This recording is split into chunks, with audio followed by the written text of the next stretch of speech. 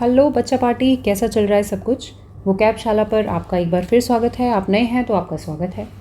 तो अभी हम कर रहे हैं टीयर 1 2024 में पूछे गए सभी के सभी क्वेश्चंस की vocabulary.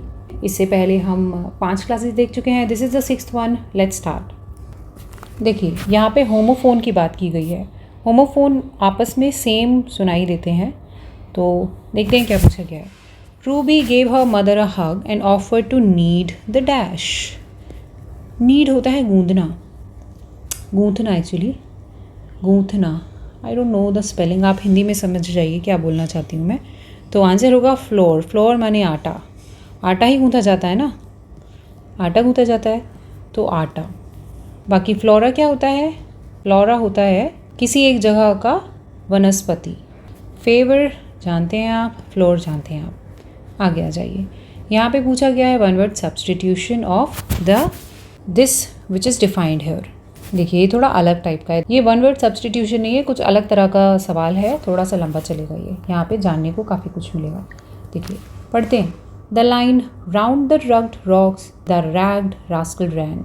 Round the rugged rocks the ragged rascal ran. This uses the repetition of usually initial consonant sounds, more neighboring word or syllables. देखो क्या नज़र आ रहा है इस सेंटेंस में आपको? आर से बहुत ज़्यादा है ना। जब किसी लाइन के अंदर या फ्रेज के अंदर दो शब्द, जो एडजेसेंट दो शब्द हैं, वो एक ही कॉन्सोनेंट, कॉन्सोनेंट क्या होता है? वाउल्स नहीं है अल्फ़ाबेट में, वो कॉन्सोनेंट हैं। ओके, यानी कि ए ई आई ओ यू को छोड़ करके बाकी सभी कॉन्सोनेंट्स होते हैं। तो ये सेम कॉन्सोनेंट से यूज़ हो रहे हैं ना। रग्ड रॉक, रैग्ड रास्कल, ये सेम कॉन्सोनेंट से शुरू हुए हैं। रैन ऑल्सो। तो इस तरह के सेम साउंडिंग फ्रेजेस को क्या कहा जाता है? इसको कहा जाता है एलिटरेशन। हिंदी में इसे अनुप्रास अलंकार के रूप में पढ़ते हैं। ठीक है, tell me if I am wrong. Alliteration ऐसा फ्रेज है जहाँ पर सेम लेटर से शुरू होने वाले वर्ड्स को साथ साथ में लिखा गया है, जैसे कि यहाँ पर। तो एलिटरेशन हमें समझ में आ गया। एपिथेट क्या होता है? एपिथेट एक ऐसा फ्रेज है या कोई वर्ड है जो किसी एक पर्टिकुलर इंसान की या वस्तु की खासियत को बताता है। उस वर्ड को कहा जाता है एपिथेट। एपिथेट जैसे कि एक क्लासिक नॉवल, क्लासिक नॉवल हो सकती है ना, तो क्लासिक एपिथेट होगा। ये क्लासिक वर्ड जो है ये एपिथेट होगा। अगर मैं कहूँ माइथोलॉजिकल बुक, तो वो भी यहाँ पर माइथोलॉजिकल एपिथेट होगा। समझ गए हैं? देखिए अगले पे आइए। सिमाइल क्या है? सिमाइल एक ऐसा फिगर ऑफ स्पीच है जहाँ पर लाइक या एज का इस्तेमाल हुआ है ताकि दो अलग अलग चीज़ों को कंपैरिजन किया जा सके, कंपेयर आपस में किया जा सके। वो फिगर ऑफ स्पीच जो लाइक या एज के साथ में कनेक्टेड है और दो पार्टीज़ को कंपेयर करती है। जैसे आपने सुना होगा, बोलते हैं ना, he is as busy as a bee. मतलब एक इंसान को एक मक्खी से कंपेयर किया गया है, एज बिजी एज बी। चलिए लास्ट है एलेगोरी। एलेगोरी क्या होता है? देखो, ये एक इस तरह की कहानी को कहा जाता है जहाँ पर कैरेक्टर्स जो होते हैं ना, वो एक्चुअली कुछ काल्पनिक ज्ञान आपको दे रहे होते हैं, कुछ ज्ञान की बात छुपी होती है। जैसे एग्जाम्पल के तौर पे बताऊँ तो कछुए और खरगोश वाली कहानी जो बचपन में बोलते थे वो तो याद होगी। तो उसमें क्या बोला क्या गया है? Slow and steady wins the race. कछुआ क्या करता है? स्लोली चलता रहता है, जबकि खरगोश सो जाता है। तो वो तेज़ी से पूरा करता है और फिर सो जाता है और अंत में मार खा जाता है। तो आपको पेशेंस रखना है। यहाँ पर आपको पेशेंस का पाठ पढ़ाया गया है और सतर्कता का पाठ पढ़ाया गया है। इस तरह की कहानियाँ कहलाती हैं एलेगोरी। नेक्स्ट पे आ जाते हैं। यहाँ पे फिल इन द ब्लैंक पूछा है, पढ़ के देखिए। The mother couldn't dash such an insult from her son in front of the, ये द नहीं होगा, अदर्स। दूसरे लोगों के सामने जो माँ है वो इंसल्ट को नहीं झेल पाई। अब झेल मैंने बोल दिया है, तो यहाँ पे आएगा बियर। होमोफोन है बियर, बेयर, बियर, तो ये वाला बियर आएगा। ओके, देखो यहाँ पे मैं अंडरलाइन करना भूल गई, यहाँ पे कर देती हूँ। Treated her with contempt.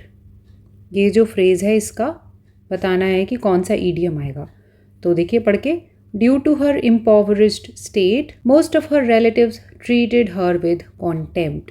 Impoverished state मतलब गरीबी, इम्पॉवरिशमेंट होती है गरीबी, ठीक है।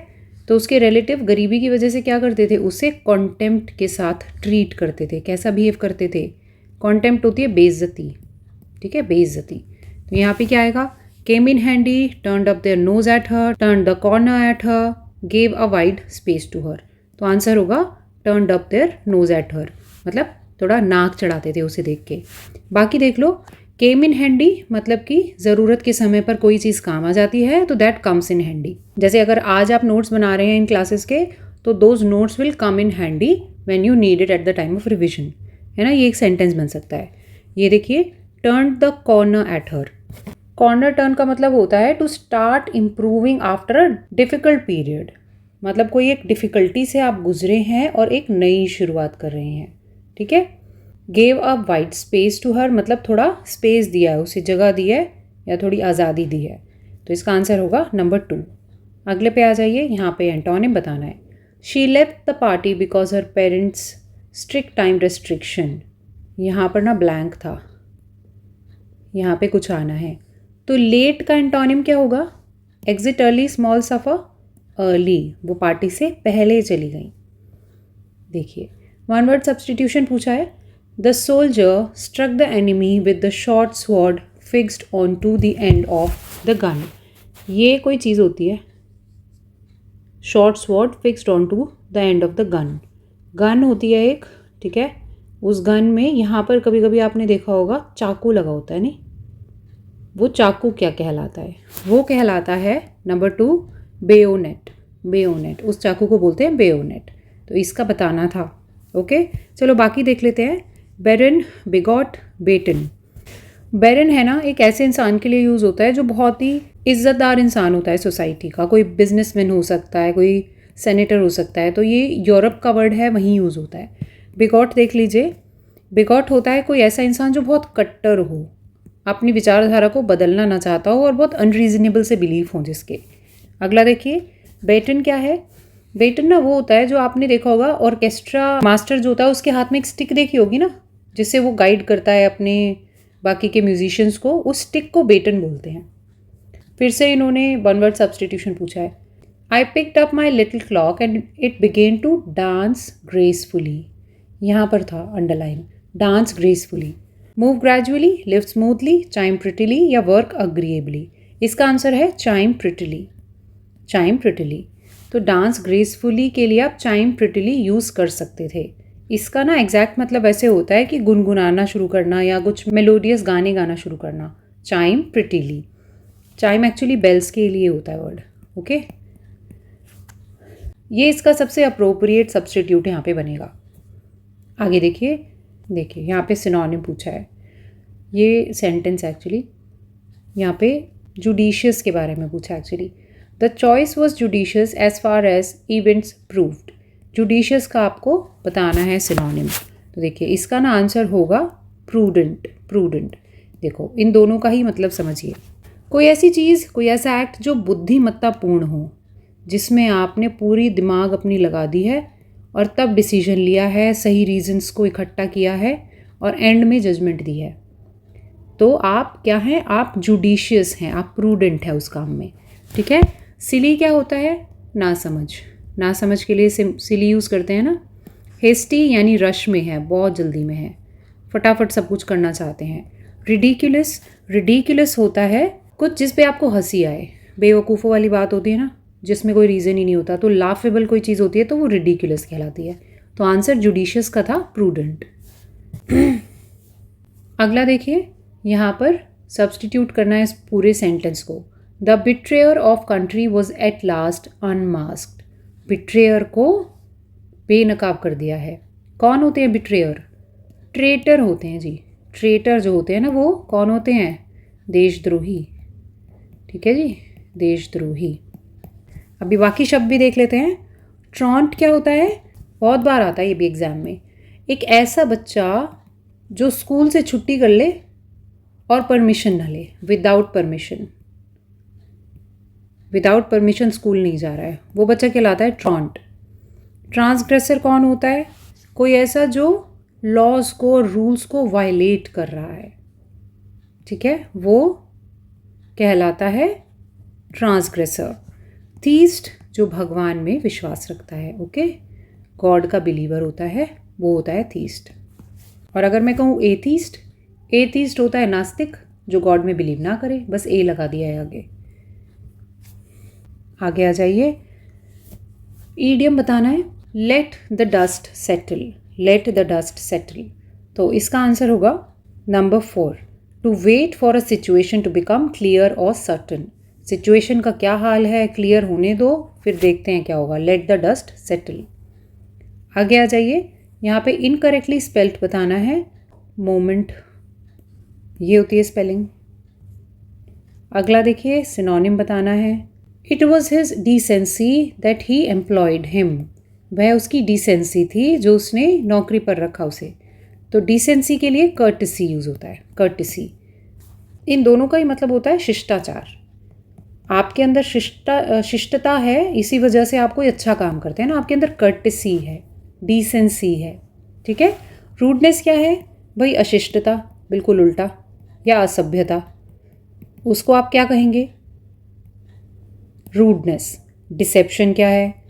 कपट, धोखा, ठीक है, धोखा। आपने डिसीव वर्ड कई बार पढ़ लिया अब तो, डिसीव वो क्या है? धोखा देना। परवर्जन देख लीजिए, परवर्जन होता है दोष या कुछ बिगाड़ अगर हो गया है किसी के बीच में तो वो परवर्जन कहलाता है। देखिए यहाँ पे फिर से बताना है एंटोनिम किसका? अनश्योर का। अंडरलाइन में करना भूल गई हूँ अब की बार के क्वेश्चन पेपर में। I heard his suggestion but I am quite unsure about the risk involve in it. मैंने उसके सजेशन सुने हैं लेकिन मैं काफ़ी अनश्योर हूँ, श्योर नहीं हूँ। तो एंटोनिम बताना है, साफ साफ नज़र आ रहा है सर्टन। सर्टन होता है बिल्कुल यकीन से, अगर आप कोई चीज़ कह सकते हैं तो आप सर्टन है उस चीज़ में, ठीक है, तो आप श्योर होते हैं, तो उल्टा हो गया अनश्योर, ओके।